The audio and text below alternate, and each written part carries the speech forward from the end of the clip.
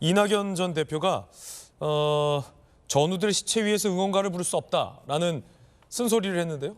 어떤 얘기인지 함께 보시죠. 이낙연 전 대표, 즉 핵심 관계자가 전우들의 시체 위에서 응원가 부를 수 없다라고 했다. 이재명 호위병사들을 대거 공천할 땐 유세 지원 안 하겠다라는 뜻이다라며 친명민주당과 대립각을 세웠습니다. 김광삼 변호사님, 이게 어떤 뜻일까요? 전우들의 시체 위에서 응원가를 부를 수 없다.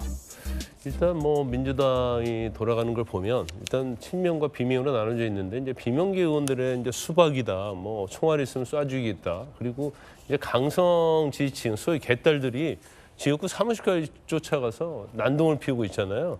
그러면 결국 이제 경선을 하게 될 것이고, 만약 경선을 하게 되면 일단 공천 과정에 있어서 보면 이제 친명계가 일색으로 공천권을 휘두를 가능성이 크단 말이에요. 거기에다 이제 경선 과정에서 강성 지지층들이 지역구에 몰려가서 결국 친명계 의원, 자기 공천처럼 이제 그런 사람들을 응원하게 되면 사실 경선 때 이기기 쉽지 않아요. 그러면 줄줄이 비명계, 특히 이제 지난 대선 경선 때 이낙연 후보를 지지했던 그런 사람들이, 그런 의원들이 다 경선에서도 낙마할 가능성이 커진단 말이에요. 그러면 그런 상황에서 본인이 그런 자기의 공천해갖고 친명계 된 후보 공천을 받은 사람을 위해서 과연 그거 가서 유세를 할 수 있겠어요? 그러니까 지금 상황과 이후의 상황을 이제 예상하고 이제 저런 얘기를 하는 거예요. 그래서 지금 원칙과 상식이라는 비명계 의원 몇 모임이 결성이 됐고, 그러면 결국 12월 달에 결단을 하겠다는 거 아닙니까? 그러면 이낙연 대표 입장에서는 어떻게 보면 당에 있어서 본인의 근거도 잃게 되는 거고, 알겠습니다. 당에서 거의 쫓겨나는 네. 그러한 느낌을 받을 거예요. 민주당 지도부는 시스템 공천이 있는데 무슨 소리냐라는 반박도 하고 있는데요. 안영은 의원님. 글쎄, 그런 이야기는 누구나 합니다.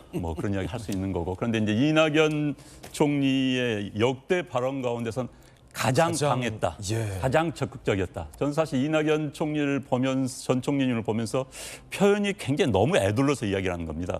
그건 언론인, 지식인의 언어이지 정치인의 언어는 아닙니다. 정치인의 언어는 단순 명확해야 되는데 자꾸 애둘러 이야기하니까는 지지자한테 공감을 못 일으킨 경우가 많습니다. 그리고 이상민 의원님이 제 언론 보도에 그런 말씀하셨던데, 말보다는 행동이 더 중요하다는 말씀을 하셨는데, 지금도 사실 이낙연 총리, 전 총리께서 저 정도의 마음을 가지고 있다면 행동에 나서야 되는 겁니다.